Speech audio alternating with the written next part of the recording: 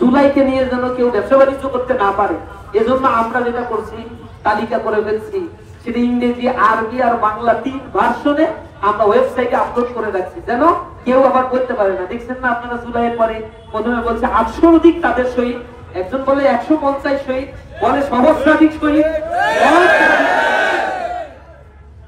800 যদি একজন নেয়, একটা দল 800 নিল, এরপরে যে 700-800 থাকে তার যাবে কোথায়?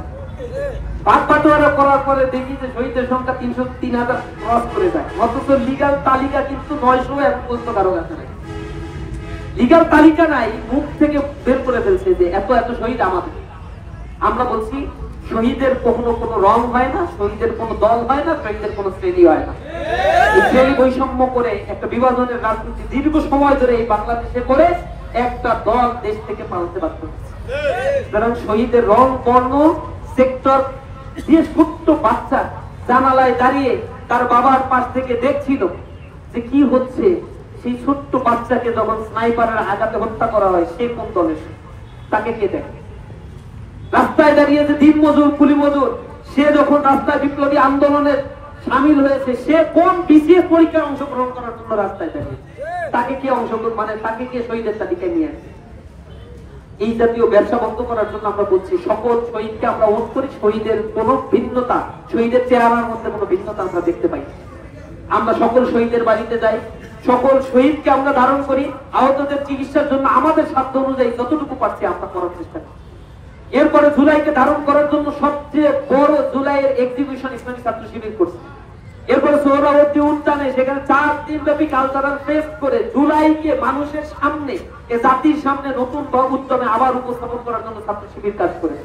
জুলাইকে কেন্দ্র করে রিসার্চ পেপার গুলো আমরা লিখেছি, বই লিখেছি, স্মৃতি লেখন প্রতিযোগিতার আয়োজন করেছি, ফুটবল টুর্নামেন্টের আয়োজন করে প্রতিটা শহীদ পরিবারের গিয়ে গিয়ে আমরা চেষ্টা করেছি জুলাইকে জাগ্রত রাখার জন্য আর একটা বার্তা দেওয়ার জন্য। যদি কেউ আবার জুলাইকে ব্যবসা করে, চেতনার ব্যবসা করে, চাঁদাবাজি, লুটতরাজ, খুন এবং নিজেদের আন্তঃকন্দলে মানুষকে পিটিয়ে হত্যা করা, পাথর নিক্ষেপ করে হত্যা করা, এমন অযাচিত অনাকাঙ্ক্ষিত ঘটনা যদি আবার রিপিটেড ঘটাতে থাকে, তাহলে জনগণ সামনে ব্যালটের মাধ্যমে একটা সিল দিয়ে তোমাদেরকে দেখিয়ে দিবে জনগণ কি পারে। চাকসুতে দেখাইছে না, এই চাকসুর রেজাল্ট দিচ্ছে, এখন দেখেন কি দিচ্ছে, তারা হোল্ড আউট করে দিচ্ছে সবাই। জনগণ কথা বলে, সময়ের অপেক্ষা শুধুমাত্র। সুতরাং সবাইকে ঠিক হইতে হবে, নতুন বাংলাদেশ গড়ে তোলার জন্য নতুন বন্দোবস্তের দিকে যেতে হবে। অহংবোধ এবং নিজের দলকানা নীতি কেউ গ্রহণ করবে না। দলের উপরে দেশের স্বার্থ, জাতির স্বার্থকে প্রায়োরিটি দেওয়া শিখতে হবে। ইসলামী ছাত্র শিবির বারংবার বলছে, আমাদের মধ্যেও যদি কোনো অহমিকাবোধ চলে আসে, আমাদেরকে সোজা করে দিবেন।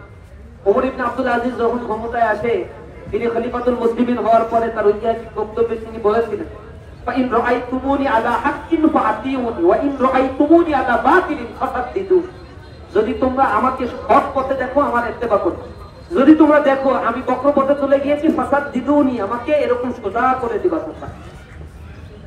আমরাও সেই কথা বলি। ইসলামী ছাত্র শিবির পরামর্শের ভিত্তিতে এই জাতির জন্য, এই ছাত্রদের জন্য কল্যাণমুখী কার্যক্রম পরিচালনা করার জন্য চেষ্টা করে যাচ্ছে। এরপরেও ভুল ত্রুটি হইলে আমাদেরকে সঙ্গে আমল দিয়ে আপনারা দেখিয়ে দিবেন।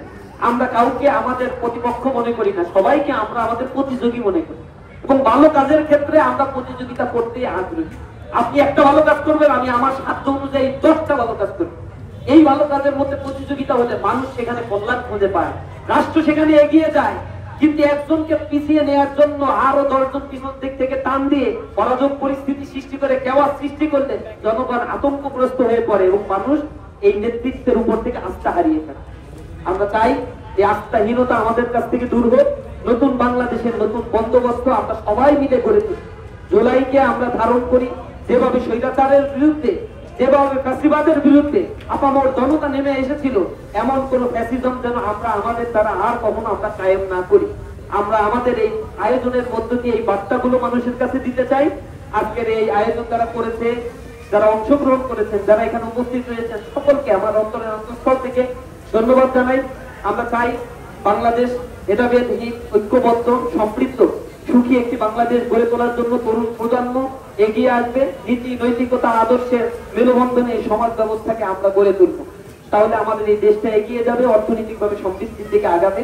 আমি আজকে যারা এই খেলায় অংশগ্রহণ করেছে বিজয়ী দলকে অবশ্যই অভিনন্দন জানাই, যারা আজকে বিজিত হয়েছে তাদেরকে অভিনন্দন জানাই।